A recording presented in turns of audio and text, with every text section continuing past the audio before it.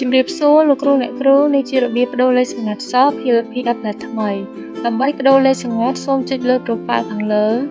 រួចចុចយកពាក្យគណនីខ្ញុំបន្ទាប់មកចុចពាក្យបដូរលេខសម្ងាត់លោកគ្រូអ្នកគ្រូអាចបដូរលេខសម្ងាត់ថ្មីបានហើយ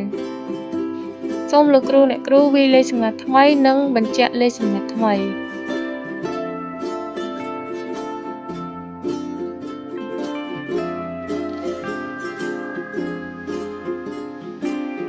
បន្ទាប់ពីបដូររួចរាល់សូមចុចយកពាក្យរក្សាទុកមូលហេតុដែលមានបញ្ហាដោយសារវាយលេខសម្ងាត់មិនគ្រប់គ្រាន់សូមលោកគ្រូអ្នកគ្រូបញ្ចូលលេខសម្ងាត់យ៉ាងតិច8ខ្ទង់ឡើងទៅ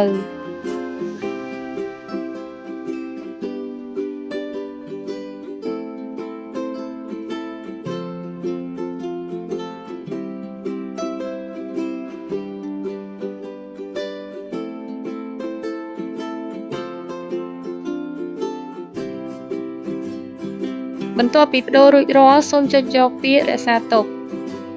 លេខសម្ងាត់បានបដូរដោយជោគជ័យសូមអរគុណលោកគ្រូអ្នកគ្រូដែលបានទស្សនាវីដេអូ